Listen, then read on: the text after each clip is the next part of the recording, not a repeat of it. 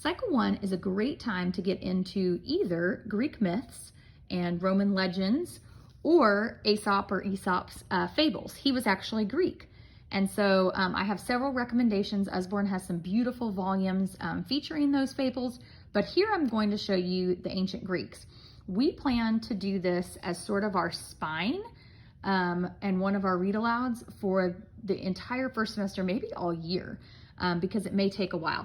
These are the two books that I would recommend the most if you want to get one to use like as your spine.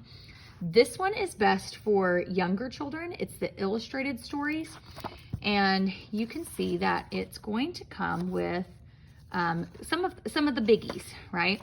So it's not going to be exhaustive, but some of the biggies.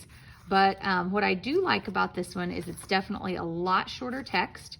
The stories are still, you know, there's some length to them, but they're broken up by chapters and they're easy to read. The kids can picture what's happening in these. Some of the illustrations, because they are Greek myths, might be a bit frightening to your youngest readers, but it's a really well done volume. It's very thick. So this could be a spine for younger kids to expose them to some of those. The one that we use with older kids is this flexi cover Usborne Book of Greek Myths. This one is going to contain more. As you can see, there are a lot in here. They're broken up into parts, but each one is still pretty easy to read. And so it's going to go through, let's pick a story. So how the seasons came to be. So it's going to go through, they're about, I would say 10 pages. There's still some illustrations, but not quite as many as the other one for sure. The language in here is pretty good. The vocabulary is pretty good. So we plan to use this one as a spine for what we're doing. And then we actually bought a book from, I believe, Circe Classical Education that explains the Greek myths from a Christian perspective. And so we're going to get into that as well this year. So this is going to be our spine that we use. We also have them in several other formats. So we have several in our Read with Usborne reader series. This one is Stories of Thor. It's a level 4 book.